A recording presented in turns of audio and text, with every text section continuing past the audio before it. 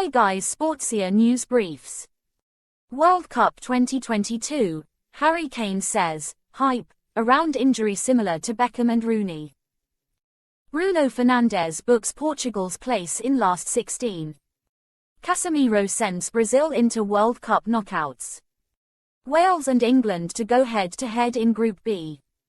Paolo Banchero reacts to playing Kevin Durant for the first time. Steelers RB Najee Harris exits Monday night win with abdomen injury. Pakistan v England, James Anderson says tourists may have to be creative.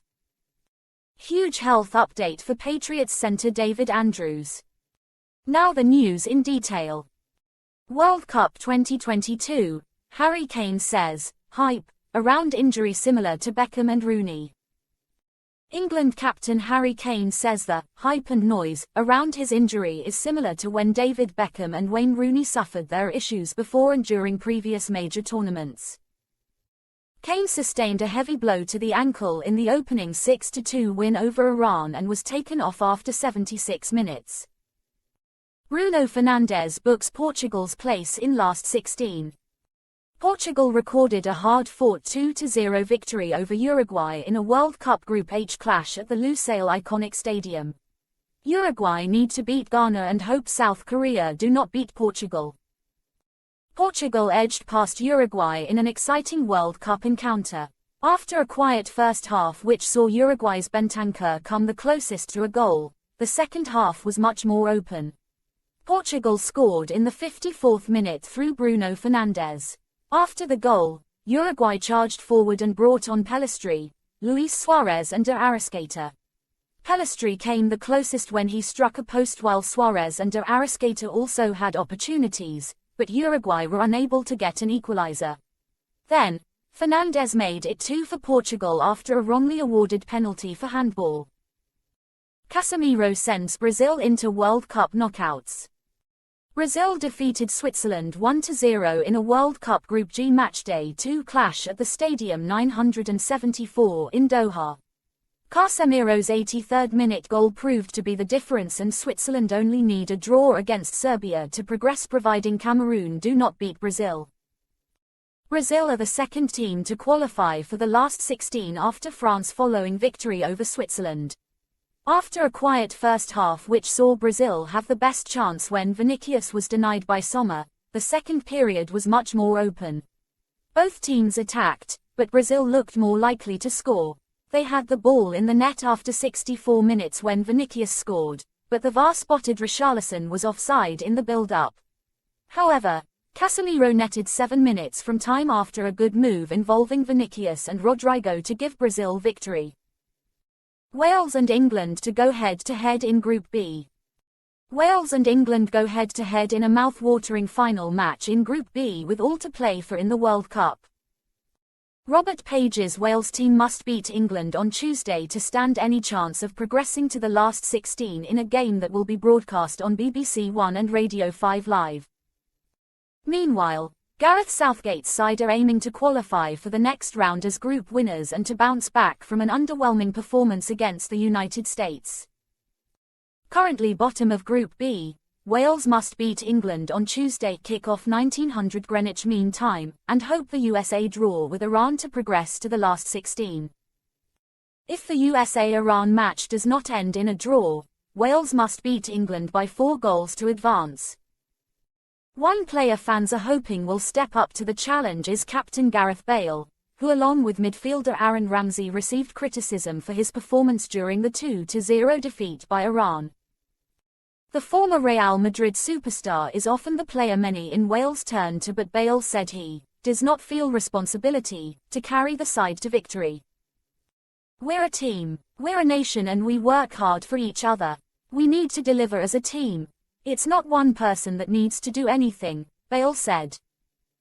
Of course we'd have loved to be winning and doing a lot better, but the reality is, football is hard. If it was that easy, we'd be favourites to win the World Cup. Tuesday's task will certainly not be easy, but Bale has hope that Wales can cause an upset against their local rivals. Everyone has weaknesses, he added. We know how difficult it will be. England are a very good team. They're one of the favorites to win the tournament. We are under no illusions it will be hard. There's been a few shocks in the tournament already and there's no reason why we can't do the same. Paolo Banchero reacts to playing Kevin Durant for the first time. When Paolo Banchero grew up in Washington, the eventual #1 pick by the Orlando Magic often watched Kevin Durant play with the Seattle Supersonics. He even got to see him closely in a Pro-Am game in the Pacific Northwest. At Men's Basketball Top 25, Houston overtakes North Carolina after pair of losses in Portland. Steelers RB Najee Harris exits Monday night win with abdomen injury. Feast week is over, and this year's holiday tournaments undoubtedly lived up to expectations. There were plenty of upsets inside the top 10 over the past week, including 2 that took down the nation's top program.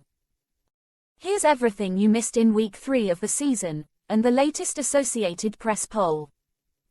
Houston overtakes North Carolina at #1 after consecutive Tar Heel losses.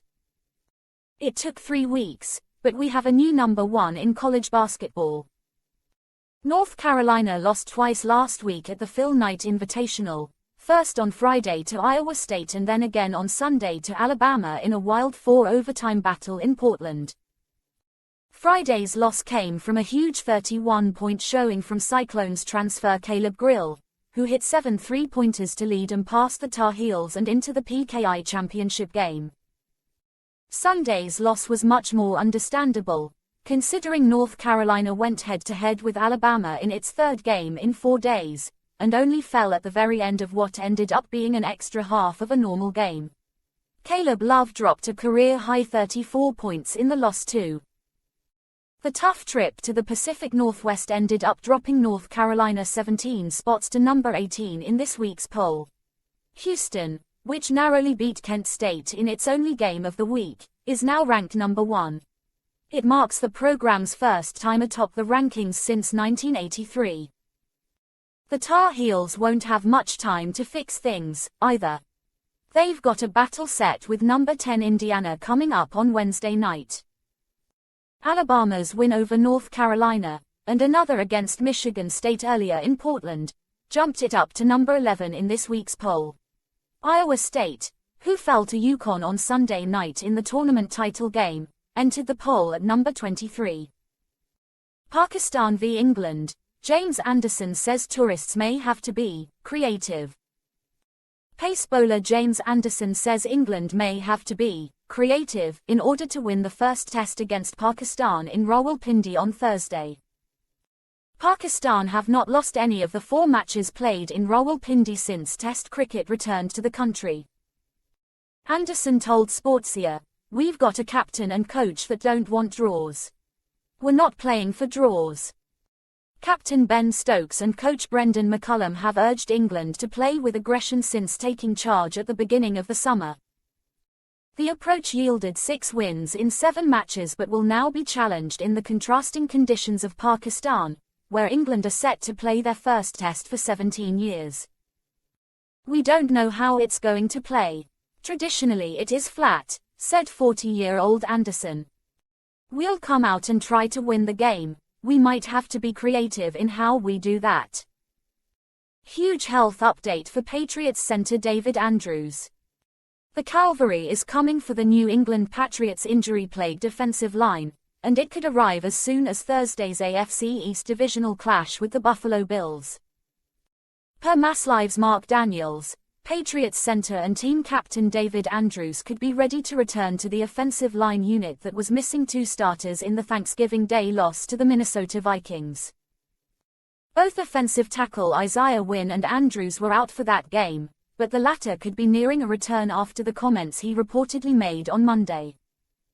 For more sports updates, please keep watching our YouTube channel Sportsia or visit our Twitter handle.